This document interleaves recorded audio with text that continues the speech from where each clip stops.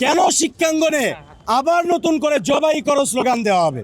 যেই প্রিন্সিপাল শিক্ষার্থীদের পাশে না দাঁড়িয়ে ওই সন্ত্রাসীদের পক্ষে দাঁড়াচ্ছে, সেই প্রিন্সিপাল কোনোভাবেই তেজগাঁও কলেজে থাকতে পারে না। বাংলাদেশে জুলাই গণঅভ্যুত্থানের পর শিক্ষাঙ্গনে এই তেজগাঁও কলেজে যে সাকিব হত্যাকাণ্ড হয়েছে, এটা হচ্ছে প্রথম হত্যাকাণ্ড। জুলাই গণঅভ্যুত্থানের পর প্রথম শিক্ষাঙ্গনে যে হত্যাকাণ্ডটি ঘটেছে সেটি হচ্ছে এই তেজগাঁও কলেজে। এবং আমরা অত্যন্ত দুঃখের সাথে দেখছি তেজগাঁও কলেজের প্রশাসন, তেজগাঁও কলেজের প্রিন্সিপাল এবং আইনশৃঙ্খলা বাহিনী, পুলিশ, এই যে সন্ত্রাসী যারা তেজগাঁও কলেজের একজন শিক্ষার্থী মাদকের বিরুদ্ধে বলার কারণে তাকে শেষ পর্যন্ত মেরে খুন করে ফেলা হয়েছে, তাকে ধরার জন্য যথাযথ ব্যবস্থা নিচ্ছে না। এটা খুবই ধিক্কারজনক একটি বিষয় যে পুলিশ প্রশাসন স্পষ্ট প্রমাণ থাকার পরেও, সিসিটিভি ফুটেজ থাকার পরেও এই ঘৃণ্য অপরাধীদেরকে, খুনিদেরকে ধরছে না। যেই কলেজ প্রশাসন আছে, প্রিন্সিপাল রয়েছেন, তিনি আমাদের কল ধরেন না।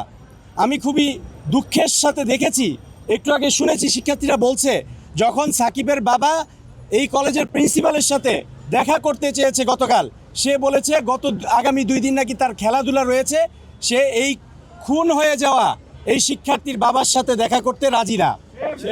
এই ধরনের প্রিন্সিপাল তেজগাঁও কলেজে থাকতে পারে না।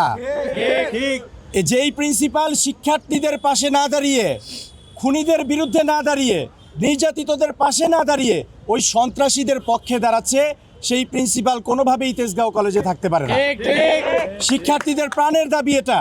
একটা শিক্ষার্থী খুন হয়েছে, অথচ সে কলেজ বন্ধ করে দিয়েছে।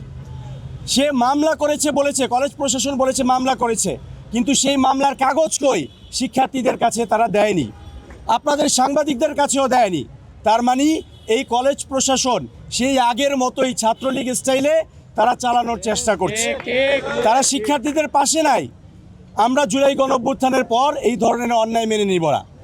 আমরা যারা এই এলাকাবাসী আসি, আপনারা জানেন যে এই ফার্মগেট এলাকায় এই তেজগাঁও কলেজে ওই আওয়ামী লীগ আমলে সেই খুনের দণ্ডপ্রাপ্ত, ফাঁসির দণ্ডপ্রাপ্ত আসামি আসাদুজ্জামান খান কামাল এবং ইরানের নেতৃত্বে কিভাবে এই জায়গায় ত্রাসের রাজত্ব কায়েম করা হয়েছিল।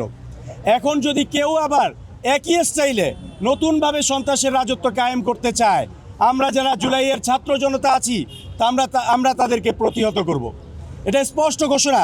আপনারা দেখেছেন যে দেশের পরিস্থিতি কি, দেশের জনগণ পরিবর্তন চায়, কিন্তু কিছুদিন আগেই দেখেছেন যে শরীফ ওসমান হাদি, যিনি বাংলাদেশের মানুষের কণ্ঠস্বর হয়ে উঠেছিলেন, সেই শরীফ ওসমান হাদিকে কিভাবে একেবারে কাছের থেকে এসে গুলি করা হয়েছে।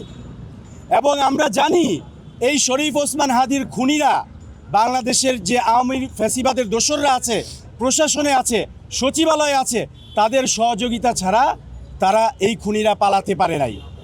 এই ঢাকা থেকে বের হওয়ার রাস্তা 4-5টা, সেই 4-5টা রাস্তায় যদি আইনশৃঙ্খলা বাহিনী সঠিকভাবে টহল দিত এবং যেসব সীমান্ত আছে সেই কয়েকটা সীমান্তে যদি টহল দিত, তাহলে ভয়েই তো এই খুনিরা পালানোর সাহস করতো না। সুতরাং এটা স্পষ্ট, এই শরীফ ওসমান হাদির খুনিরা স্পষ্টভাবেই প্রশাসনের সহায়তা নিয়েই তারা পালিয়েছে। আমরা স্পষ্টভাবে বলতে চাই যে আগামীর বাংলাদেশ শহীদ আবরার ফাহাদের বাংলাদেশ, ওসমান হাদিদের বাংলাদেশ।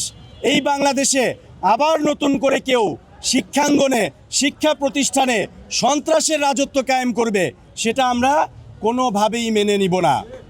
আপনারা দেখেছেন, শেষে একবারে সংক্ষেপে বলতে চাই, দেখেন একবারে স্পষ্ট কথা, বিএনপি ছাত্রদল তাদের সাথে আমাদের কোনো বিরোধিতা নাই, জামাত শিবিরের সাথেও কোনো বিরোধিতা নাই, অন্য কারোর সাথে কোনো বিরোধিতা নাই। জুলাই গণঅভ্যুত্থানে একটি সুন্দর ন্যায় বিচারের বাংলাদেশের জন্য আমরা সবাই মিলে লড়াই করেছি যে একটি ন্যায় বিচারের বাংলাদেশ আমরা করব।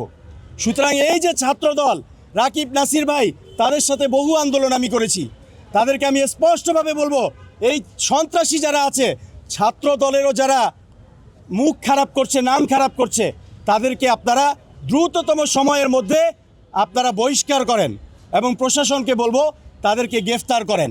কেন এতদিন পরেও আমরা দেখেছি খুবই ন্যাক্কারজনকভাবে, গতকাল দেখেছি শিক্ষাঙ্গনে চট্টগ্রাম বিশ্ববিদ্যালয় সেই একই ছাত্রলীগ স্টাইলে স্লোগান দেওয়া হচ্ছে যে একটা একটা শিবির ধরো, ধৈরা ধৈরা জবাই করো।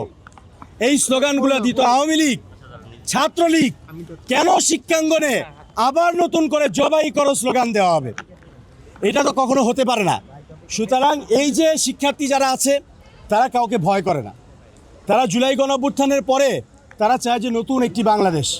আমি এই কথাই স্পষ্টভাবে প্রশাসন এবং তেজগাঁও কলেজের প্রিন্সিপাল থেকে শুরু করে সবাইকে বলতে চাই, এখানে একটা খুন হয়েছে।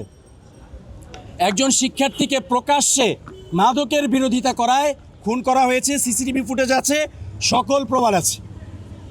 আপনারা যদি গ্রেফতার না করেন, আমরা এলাকাবাসী সহ শিক্ষার্থীরা সহ আন্দোলন গড়ে তুলব এবং আপনাদেরকে বাধ্য করব এদেরকে গ্রেফতার করার, ন্যায় বিচার প্রতিষ্ঠা করার।